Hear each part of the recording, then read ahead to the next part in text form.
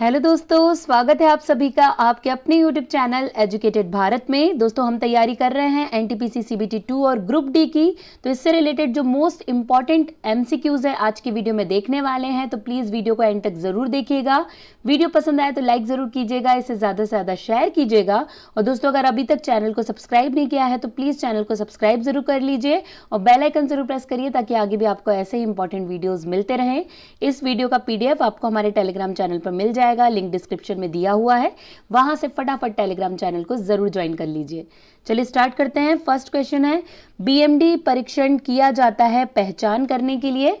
तो इसका correct answer यहां पर हो जाएगा सी, ऑस्टियोपोरोसिस की पहचान करने के लिए बीएमडी परीक्षण किया जाता है। ठीक है, देखिए बीएमडी का पूरा नाम भी कई बार पूछ लिया जाता है, तो बोन मिनरल डेंसिटी आपको याद रखना है। बोन मिनरल डेंसिटी बीएमडी का पूरा नाम है।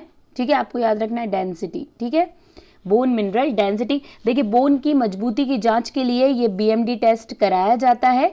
इस टेस्ट में क्या किया जाता है, एक डेक्सा मशीन की हेल्प से बोन का जो डेंसिटी या बोन का घनत्व को परखा जाता है और बताया जाता है कि हड्डी में कितनी कमजोरी है या हड्डी की मजबूती का पता लगाया जाता है।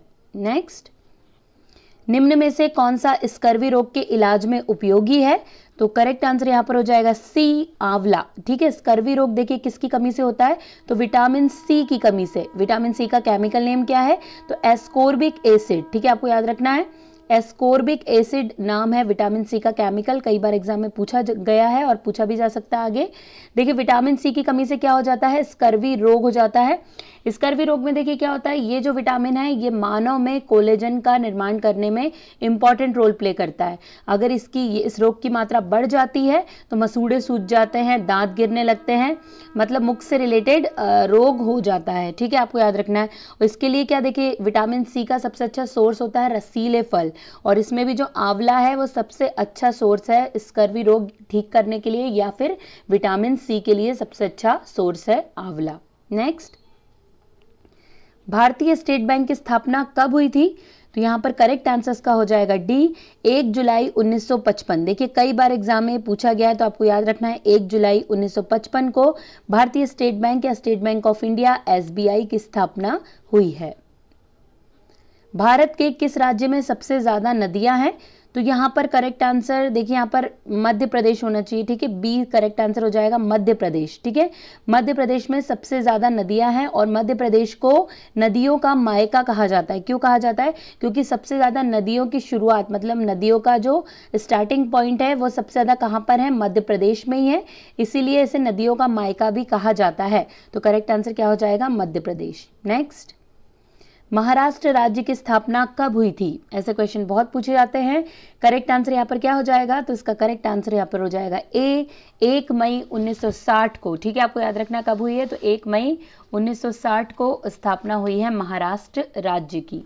नेक्स्ट, जल मंदिर कहाँ स्थित है। यह भी मोस्ट इंपॉर्टेंट क्वेश्चन है, पूछा गया है।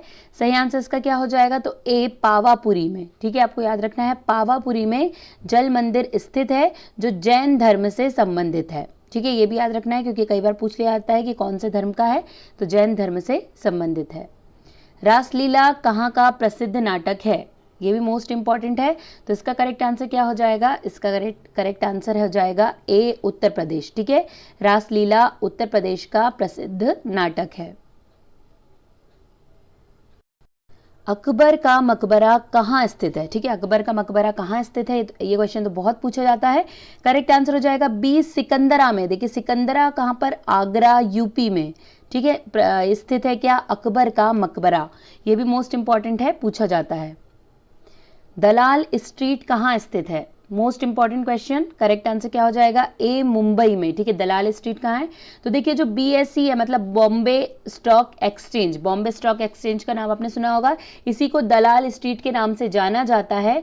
देखिए जो बॉम्बे स्टॉक एक्सचेंज है ये भारत का और एशिया का सबसे पुराना स्टॉक एक्सचेंज है। कई बार क्वेश्चन पूछा जाता है भारत का या एशिया का सबसे पुराना स्टॉक एक्सचेंज कौन सा है, तो बॉम्बे स्टॉक एक्सचेंज है, जिसे दलाल स्ट्रीट के नाम से भी जाना जाता है और 1875 में इसकी स्थापना की गई थी। अभय घाट किसका समाधि स्थल है? मोस्ट इंपॉर्टेंट क्वेश्चन है ये भी। करेक्ट आंसर हो जाएगा सी, मोरारजी देसाई। ठीक है, ये जो समाधि स्थल है इससे रिलेटेड मैंने ट्रिक बनाई है, अगर आपने अभी तक नहीं देखी है तो आप प्लेलिस्ट में जाके ट्रिक ओपन करके जरूर देख लीजिए, तो आपको बहुत आसानी से याद हो जाएगा कि कौन सा समाधि स्थल किसका है। तो अभय घाट किसका है? मोरारजी देसाई का।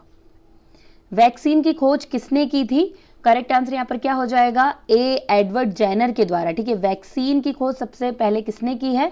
तो एडवर्ड जेनर ने 1976 में सबसे पहले चेचक के टीके का आविष्कार किया था। ठीक है, चेचक की वैक्सीन बनाई थी या चेचक के टीके का आविष्कार किया था 1976 में, और इन्हें ही क्या कहा जाता है?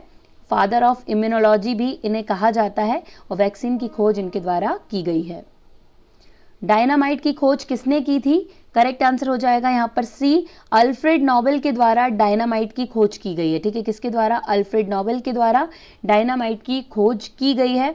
अब देखिए, अल्फ्रेड नोबेल के बारे में हम जानते हैं, जो नोबेल पुरस्कार है वो अल्फ्रेड नोबेल की याद में ही दिया जाता है। ठीक है, और डायनामाइट की खोज, ये क्वेश्चन बहुत पूछा जाता है, डायनामाइट की खोज तो किसके द्वारा की गई है? अल्फ्रेड नोबेल के द्वारा की गई है। निम्नलिखित में से किस पुरातात्विक ने सिंधु घाटी सभ्यता के स्थल मोहनजोदड़ो की प्रारंभिक खोज की थी? क्या हो जाएगा इसका सही आंसर? तो सही आंसर है डी, राखलदास बैनर्जी। ठीक है, मोहनजोदड़ो की खोज सबसे पहले तो 1922 में राखलदास बैनर्जी ने, और एक क्वेश्चन पूछा जाता है हड़प्पा की खोज, तो हड़प्पा की खोज 1921 में दयाराम साहनी के द्वारा की गई थी। तो ये दो क्वेश्चन मोस्ट इंपॉर्टेंट है जो बार बार पूछे जाते हैं। निम्नांकित में से किसका सुमेल नहीं है?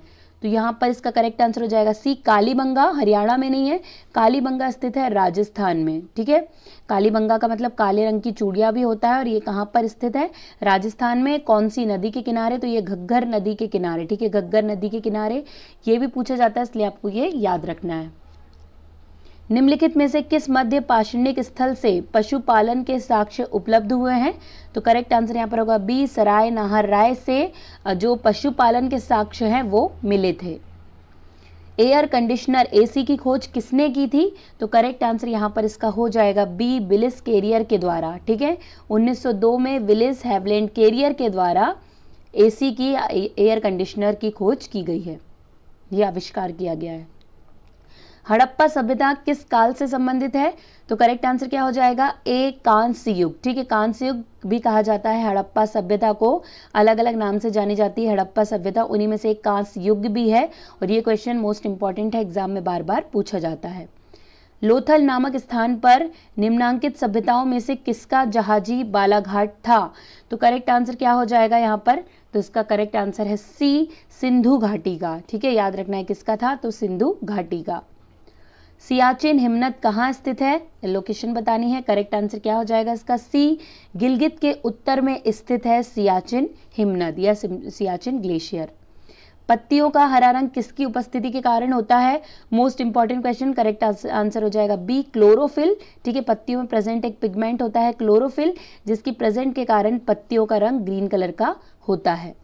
विश्व में पवन ऊर्जा का सबसे बड़ा उत्पादक देश कौन सा है? करेक्ट आंसर यहाँ पर हो जाएगा बी, चीन या चाइना। ठीक है, बहुत इंपॉर्टेंट है, पूछा जाता है। चाइना सबसे ज्यादा पवन ऊर्जा उत्पादक देश है। देखिए, इसकी जो पवन ऊर्जा पैदा करने की मौजूदा क्षमता है वो 75 गीगाबाइट। ठीक है, और इसने आगे बढ़ा कर इसे 200 गीगाबाइट तक पहुंचा लिया है। ठीक है, तो अभी मौजूदा अगर हम इसकी क्षमता देखें तो 200 गीगाबाइट पवन ऊर्जा का निर्माण करता है चाइना। प्राचीन भारतीय भौगोलिक मान्यता के अनुसार भारतवर्ष किस द्वीप का अंग था? मोस्ट इंपॉर्टेंट क्वेश्चन, सभी भारतीयों को यह पता भी होना चाहिए। करेक्ट आंसर हो जाएगा बी, जम्बू द्वीप। ठीक है, किसका था? तो जम्बू द्वीप का अंग था। नेक्स्ट, भारत में कितने राज्य समुद्र तट रेखा में हैं? तो करेक्ट आंसर क्या होगा? डी, 9। ठीक है, जो 9 राज्य हैं भारत के वो कैसे हैं? समुद्र तट रेखा से लगे हुए हैं। कौन कौन से हैं? तो देखिए, गुजरात, महाराष्ट्र, गोवा, कर्नाटक, ठीक है, केरला, तमिलनाडु, आंध्र प्रदेश, ओडिशा और वेस्ट बंगाल। ठीक है, ये 9 राज्य हैं जो समुद्र तट से लगे हुए भारतीय राज्य हैं। नेक्स्ट, कैंसर संबंधित रोगों का अध्ययन कहलाता है? करेक्ट आंसर हो जाएगा सी, ऑन्कोलॉजी। ठीक है, क्या कहलाता है? ऑन्कोलॉजी। और जो कैंसर के लिए रिस्पॉन्सिबल जीन होता है उसे ऑन्कोजीन कहा जाता है। ठीक है। ये जो ओंको वर्ड है ये कैंसर से रिलेटेड है, जहां भी आपको ओंको वर्ड दिखाई दे तो आप समझ जाइए किससे संबंधित है, ये कैंसर से संबंधित है। कैंसर की स्टडी को ओंकोलॉजी कहा जाता है। विश्व का सबसे लंबा रेलवे प्लेटफॉर्म कहाँ है? तो करेक्ट आंसर इसका हो जाएगा बी, गोरखपुर में। ठीक है, विश्व का सबसे लंबा रेलवे प्लेटफॉर्म स्थित है गोरखपुर में। भारत का प्रथम राष्ट्रीय उद्यान कौन सा है? ये भी मोस्ट इंपॉर्टेंट क्वेश्चन है। करेक्ट आंसर हो जाएगा D, Jim Corbett national park. ये भारत का प्रथम राष्ट्रीय उद्यान है। विश्व का सबसे बड़ा दुग्ध उत्पादक है, तो करेक्ट आंसर यहाँ पर क्या हो जाएगा? इसका करेक्ट आंसर है दोस्तों यहाँ पर बी, भारत। ठीक है, विश्व का सबसे बड़ा दुग्ध उत्पादक देश भारत है। शुष्क सेल की धनात्मक क्षण होती है, किसकी बनी होती है? तो करेक्ट आंसर हो जाएगा सी, ग्रेफाइट की। ठीक है, आपको याद रखना है, धनात्मक क्षण जो होती है वो किसकी बनी होती है? ग्रेफाइट की। खनिज पदार्थों की दृष्टि से भारत का कौन सा क्षेत्र अधिक समृद्ध है? Most important question. Correct answer हो जाएगा डी, छोटा नागपुर का पठार। ठीक है, खनिज पदार्थों की दृष्टि से बहुत अधिक संपन्न है। भारत का सबसे बड़ा चावल उत्पादक राज्य कौन सा है? तो करेक्ट आंसर हो जाएगा बी, पश्चिम बंगाल। ठीक है, वेस्ट बंगाल भारत का सबसे बड़ा चावल उत्पादक राज्य है। पर्यावरण के अनुकूल होने के कारण निम्न में से किसे श्वेत कोयला के नाम से जाना जाता है? तो करेक्ट आंसर हो जाएगा सी, जल विद्युत को श्वेत कोयला के नाम से जाना जाता है। महात्मा गांधी द्वारा चंपारण सत्याग्रह की शुरुआत किस वर्ष की गई थी? करेक्ट आंसर क्या हो जाएगा? तो करेक्ट आंसर है ए, 1917 में। ठीक है, चंपारण सत्याग्रह की शुरुआत की गई थी 1917 से। अर्जेंटीना की राजधानी क्या है? देखिए कई बार पूछ लिया जाता है, पूरे देशों की राजधानी हमें पता होनी चाहिए, तो सही आंसर हो जाएगा बी, ब्यूनस आयर्स अर्जेंटीना की राजधानी है। आंध्र प्रदेश राज्य की राज्य भाषा क्या है? ठीक है, आंध्र प्रदेश राज्य की राजभाषा क्या है? तो करेक्ट आंसर होगा बी, तेलुगु। ठीक है, कई बार ये पता नहीं होता है लेकिन एग्जाम में पूछ लिया जाता है, तो करेक्ट आंसर क्या हो जाएगा? तेलुगु। राष्ट्रीय गणित दिवस में किस दिन मनाया जाता है? राष्ट्रीय गणित दिवस किस दिन मनाया जाता है? तो करेक्ट आंसर होगा डी, 22 दिसंबर को। ठीक है, 22 दिसंबर को गणित दिवस के रूप में मनाया जाता है। देखिए जो भारतीय गणितज्ञ थे श्रीनिवास रामानुजम, ठीक है, श्रीनिवास रामानुजम, इनके जन्म दिवस 22 दिसंबर को राष्ट्रीय गणित दिवस के रूप में मनाया जाता है। वर्तमान में भारतीय संविधान में कितनी राजभाषाएं वर्णित हैं? तो करेक्ट आंसर यहां पर हो जाएगा 22। ठीक है, 22 राजभाषाएं वर्णित हैं हमारे संविधान में। भारतीय संविधान में राजभाषाएं किस अनुसूची में वर्णित है?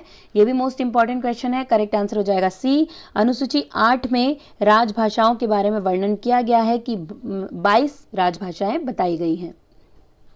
विश्व निम्न में से अंतर्राष्ट्रीय मानव अधिकार दिवस किस दिन मनाया जाता है? ठीक है, तो करेक्ट आंसर क्या हो जाएगा? बी, 10 दिसंबर को अंतर्राष्ट्रीय मानव अधिकार दिवस के रूप में मनाया जाता है। देखिए संयुक्त राष्ट्र ने 1948 में 10 दिसंबर को मानव अधिकार दिवस के रूप में घोषित किया था। 10 दिसंबर को क्यों मनाया जाता है? क्योंकि देखिए 10 दिसंबर को मानव अधिकार की सार्वभौमिक घोषणा के उपलक्ष्य में 10 दिसंबर को अंतर्राष्ट्रीय मानव अधिकार दिवस के रूप में मनाया जाता है। सिट्रस कैंकर रोग का कारक है? तो करेक्ट आंसर इसका हो जाएगा सी, जीवाणु। ठीक है, जीवाणु के कारण ये रोग होता है।